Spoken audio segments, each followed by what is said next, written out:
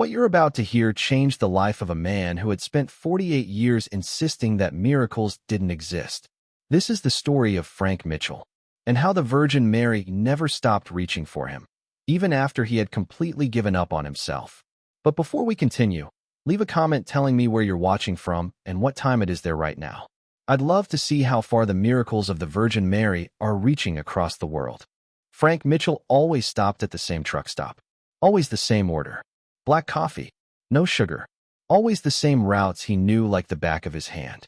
He was 48 years old. 25 of those years had been spent behind the wheel of a truck. Frank was the kind of man you imagine when you think of the American highway. A rough beard that never quite disappeared. A worn leather jacket. Hands hardened by decades of gripping steering wheels and shifting gears. Hands that knew every movement of his Peterbilt truck better than they knew anything else in life. Rebecca prayed every day. Frank would watch from the couch. She would kneel quietly in front of a small altar they kept in the living room. At its center was an old image of the Virgin Mary. It had belonged to Rebecca's mother, and before that, to her grandmother. A piece of faith passed down through generations. Frank had never understood that kind of faith, but he admired something about Rebecca. They had been married for 23 years. Rebecca carried a kind of light inside her, a quiet certainty that good things were still possible. She believed prayers mattered. She believed miracles could still happen. Frank loved that about her, even if he couldn't believe it himself. Because after decades on the road, Frank had learned something different about the world. The world, in his experience, didn't run on hope. It ran on effort.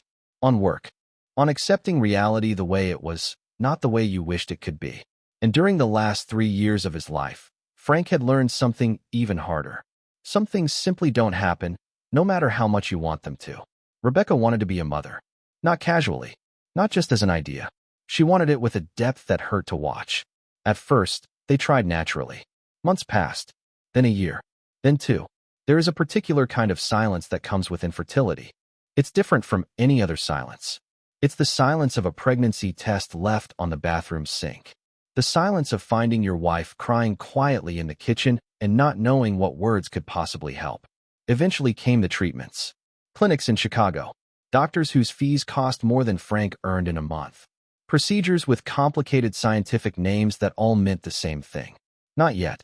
Rebecca never stopped hoping. Maybe next time, she would say. Frank would nod. But deep inside, he knew something Rebecca didn't want to say out loud. Sometimes, maybe, is just a softer way of postponing the truth. And the truth was simple. They would never have children. When the doctors finally said it directly, Rebecca cried. Frank stood beside her holding her hand. And for the first time in his life, he felt completely useless. After that day, something changed between them. Rebecca began to pray more. Much more. And Frank slowly began to pull away. One Thursday night, Frank was home between trips. Rebecca made dinner. Chicken and potatoes. Frank's favorite. They ate in silence. The kind of heavy silence that only couples who have been together for many years understand. After dinner, Rebecca seemed nervous. Frank noticed it immediately. He saw it in the way she held her glass, in the way she avoided looking directly at him.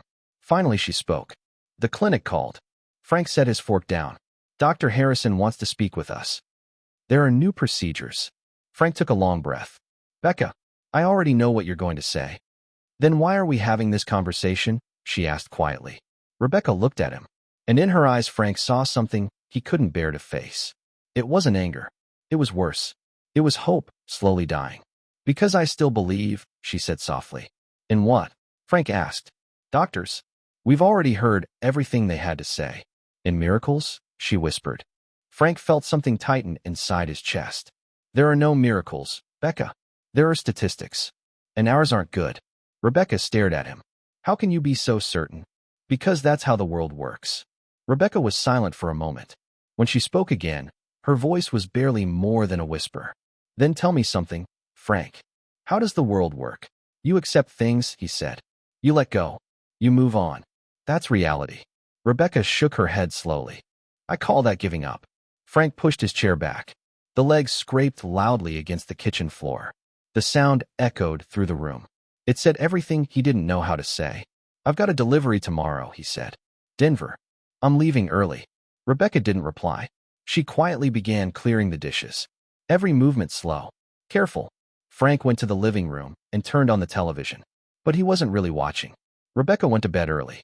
That night they slept on opposite sides of the bed. The space between them wasn't just physical. It was something deeper. The distance between someone who still believed and someone who had stopped believing a long time ago. Friday, 3 o'clock in the morning. Frank was ready to leave. Backpack packed. Coffee poured. 500 miles to Denver. A route he had driven hundreds of times. When he came downstairs, Rebecca was already awake. "You're really going?" she asked quietly. It wasn't really a question. Frank simply nodded. Rebecca picked up his jacket from the couch. She checked the pockets. Then she slipped something inside. Frank noticed. A small blue rosary. Delicate. Simple. "To protect you," she said softly. Frank looked at the rosary. Then at Rebecca. He wanted to say something. He wanted to tell her he loved her. He wanted to say he was sorry. He wanted to explain that he wished he could believe the way she did. But the words never came. Instead, he simply took the jacket and walked out the door. Frank stepped into the cold darkness. The highway was nearly empty at that hour. Just him, the white Peterbilt truck, and the endless darkness that exists before dawn.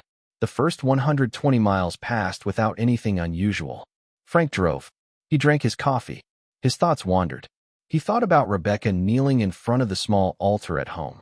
He pictured that old image of the Virgin Mary she prayed to every day. He wondered how she could still believe after everything they had gone through. And he wondered when exactly he had lost that faith, or if he had ever truly had it at all. He stopped once for fuel, then continued driving. The sun slowly climbed above the horizon. The world began to wake up. More cars appeared on the highway. By 7 o'clock in the morning, Frank was entering the Colorado mountains. The air grew colder. The road climbed higher. The curves became tighter and more dangerous. Frank knew this route perfectly. Every turn, every slope, every place where he needed to ease off the accelerator. He was now approaching the section he respected the most. A sharp left turn followed immediately by a sharp right. There were warning signs everywhere. Slow down. Dangerous curve. Frank had driven it hundreds of times. And then it happened. He smelled roses. Frank blinked. He glanced around the truck cabin as if the answer might suddenly appear. The windows were closed. The air conditioning was off. There were no flowers. Nothing that could explain the scent. It made no sense. Frank shook his head slightly. Probably just his imagination. Fatigue. Lack of sleep after the argument with Rebecca. But the scent didn't disappear. It stayed. Soft. Persistent. As if someone were holding a bouquet of fresh roses somewhere inside the truck. Frank slowed down as the curve approached. That's when he saw her. Standing directly in the middle of the road. Exactly where the curve began. Frank blinked again. She was still there. Real. Solid. A woman standing calmly in the center of the highway. She wore a deep blue mantle. And she was looking directly at him. Frank felt his heart stop. Because he recognized that face. He had seen it thousands of times. The same face that stood on Rebecca's altar at home. The same serene expression. The same compassionate eyes. The Virgin Mary. For a fraction of a second, less than a heartbeat, Frank simply stared. Then instinct took over. Without thinking, without hesitation, his body reacted. Frank jerked the steering wheel sharply.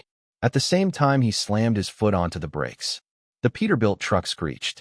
The tires screamed against the asphalt. The massive vehicle swerved violently. And in that exact moment, a white Volkswagen Golf exploded out of the curve, speeding straight down the lane where Frank's truck had been just 1 second earlier. No passing on a blind mountain curve. But the car was already there.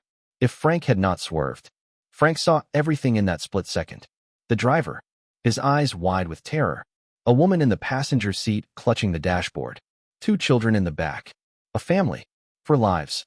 The car shot past the truck so close Frank could hear the roar of its engine, the screech of its tires, and a scream from inside the vehicle. Then it was gone, disappearing around the bend. Still moving. Still alive. Frank fought to regain control of the truck. The heavy vehicle finally slowed. He pulled onto the shoulder a few meters ahead. The engine still running. His hands trembling on the steering wheel. He took one breath. Then another. Then another. Slowly. He turned his head to look back toward the place where the woman had been standing. There was no one there. Only the empty road. Gray asphalt. The dangerous mountain curve. But the scent of roses was still there. Fainter now. But unmistakable. Impossible to deny. Frank sat there for several minutes. Cars passed. Life continued. The world moved forward as if nothing had happened. But something inside Frank had shifted. He glanced into the rearview mirror. He saw his own face staring back at him. A 48-year-old man who had believed he understood how the world worked. And suddenly realized he understood nothing. Frank reached for his phone. He stared at it for a moment, then looked back at the road. He couldn't call Rebecca yet. Not here. Not in the middle of a mountain highway with trucks and cars rushing past. And even if he did, how would he explain it? Frank slipped the phone back into his pocket. He took another deep breath, then pulled the truck back onto the road. But nothing felt the same anymore. The remaining 600 kilometers to Denver became the longest drive of Frank Mitchell's life. He drove automatically, hands on the wheel, eyes on the road. But his thoughts were somewhere far away. He searched desperately for explanations. Maybe he was exhausted. Maybe the argument with Rebecca had shaken him more than he realized. Maybe he had only imagined someone standing in the road. Maybe his mind had misinterpreted something in the distance, and he had simply swerved at exactly the right moment. But the scent. How could he explain the scent of roses? And the woman. She had been there. As real as anything he had ever seen. Frank slipped his hand into his jacket pocket. His fingers touched the small blue rosary Rebecca had placed there. To protect you, she had said. Frank wrapped the cool glass beads around his fingers as he continued driving down the highway. Frank reached Denver late in the afternoon. He unloaded the truck, signed the delivery papers, exchanged a few routine words with the warehouse workers. From the outside, everything looked normal. But inside, Frank was somewhere else entirely. He moved through the motions automatically, doing what needed to be done, saying what people expected him to say. That night, he lay in a small motel room, staring at the ceiling. The blue rosary rested on the nightstand beside him. Every few minutes his eyes drifted toward it. He thought about Rebecca, about 23 years of marriage, about the way she had never stopped believing, even when everything seemed hopeless. He thought about the woman standing on the road. That face he recognized instantly. That impossible moment that had saved 5 lives. And he thought about something else. For decades, he had been absolutely certain that the world worked in a certain way. But that certainty had collapsed in less than a second. Frank reached over and picked up the rosary. He turned the beads slowly between his fingers. He didn't know how to pray anymore. He couldn't remember the words. It had been too long. So instead he whispered into the quiet motel room. Thank you. Just 2 simple words. But they came from somewhere honest. On Saturday morning, Frank called Rebecca. She answered on the second ring. Frank, are you okay? Yes, he said softly. I'm fine. There was a pause. Becca, I need to tell you something when I get home. Tell me now, she said. Frank hesitated. Something happened on the road. I smelled roses. Out of nowhere. And then I saw a woman standing in the middle of the road. Rebecca said nothing. I saw a car coming around the curve, Frank continued. Fast. If I hadn't swerved. He stopped. There were 5 people in that car, Becca. 2 of them were children. Oh my God, Rebecca whispered. Frank took a breath. The woman, it was her. The same image from your altar. I know it sounds crazy. I know it makes no sense. But I saw her, Becca. I saw her. On the other end of the phone, Rebecca began to cry. Frank could hear her quietly sobbing. She protected you, Rebecca whispered. I ask her every night to keep you safe on the road. Frank felt his chest tighten. You were right, he said softly. About everything. Becca, I'm sorry. For being so stubborn. For refusing to believe. There was a long silence. Then Rebecca asked gently, Are you coming home? Yes. Tomorrow morning. Drive safely, she said. Frank drove home on Sunday. The road felt different. Everything felt different. When he reached the dangerous mountain curve, he slowed down far more than usual. He looked at the exact place where the woman had stood. The road was empty. Only asphalt and mountain wind. But Frank whispered quietly, Thank you. Then he continued driving. He arrived home late that afternoon. Rebecca was standing by the window. When she saw the white Peterbilt truck, she rushed outside. Frank climbed down from the cab. Rebecca wrapped her arms around him. They held each other for a long time. When they finally stepped back, Rebecca studied his face. You look different, she said softly. They went inside. Frank paused in the living room. His eyes fell on the small altar. The image of the Virgin Mary. The same one that had always been there. The same one he had ignored for 23 years. But now he saw it differently. He saw a mother who had heard Rebecca's prayers.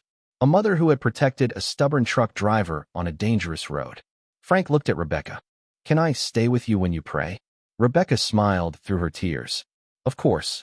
They knelt together. Rebecca began to pray. Frank didn't know the words. He simply stayed beside her, holding the blue rosary in his hands. And for the first time in his life, he felt part of something greater than himself. Over the following months, small changes began to happen. Frank didn't suddenly become a deeply religious man overnight, but something inside him had shifted. He started refusing the longer trucking routes. He came home more often. On Sundays, he began going to Mass with Rebecca, at first just to accompany her. But little by little, he began listening, trying to understand. The blue rosary now hung from the rearview mirror of his Peterbilt truck. Other truck drivers teased him. Religious now, Frank? Frank would just smile. He never explained. He didn't need to. Another change happened too. Frank and Rebecca began talking again. Really talking. About fears. About hopes. About the future. One evening Rebecca said softly, "Maybe we could think about adoption." Frank looked at her. At the woman who had prayed for him every single night. The woman who had never given up. Maybe, he said. And for the first time, maybe sounded real. 7 months after that day in the mountains, Rebecca woke Frank early on a Sunday morning. Frank. He opened his eyes. Rebecca was standing beside the bed. Tears filled her eyes. What happened? He asked quickly. She didn't speak. She simply placed something in his hand. A pregnancy test. Positive. Frank stared at it, then looked at Rebecca, then back at the test. But the doctors said. I know what they said, Rebecca replied softly. Frank sat up. How? Rebecca shook her head. I don't know. But Frank, it's real. I took 3 tests. All positive. Frank pulled her into his arms. Tears ran down his face. Neither of them said anything. They didn't have to. They both knew. They both knew who they had asked, and who had listened. 9 months later, on a cold December morning, Victoria Mitchell was born. 7 pounds, 12 ounces. Dark hair, bright eyes that seemed to observe everything. Frank held her in his arms and thought about impossibilities. He thought about a woman in a blue mantle standing on a mountain road. Thank you, he whispered. Not to the doctors, not to Rebecca, but to someone who had heard prayers he had never even spoken. Frank still drives a truck, but every time he reaches that curve in Colorado, he slows down, just a little more than necessary. He looks at that spot on the road and quietly whispers, "Thank you," because it took Frank 48 years to understand something important. Sometimes the greatest miracle isn't the impossible becoming possible. Sometimes the real miracle is a closed heart finally opening. Sometimes it's realizing that you were never alone, even when you believed you were. You see, many people live surrounded by miracles every day, but they never notice them. They're too busy counting miles, too busy measuring distances, too busy looking down instead of looking up. Frank used to be one of those men. And you? Have you ever experienced something you couldn't explain? Maybe a sudden detour you took without knowing why. Maybe a strange feeling that told you to change your path. Maybe someone praying for you in the middle of the night. Someone who refused to give up on you, even when you had already given up on yourself. If you stayed until the end of Frank and Rebecca's story, do one thing for me. Write Victoria in the comments. The name of the daughter who was once impossible. Every time I see that name appear, I'll know another heart was touched by this story. And maybe another person believes that miracles still happen. If this story moved you, subscribe to the channel and turn on the notification bell. Share in the comments a miracle you have experienced. And send this video to someone who might need hope today. May the Virgin Mary bless and protect you and your family. Amen.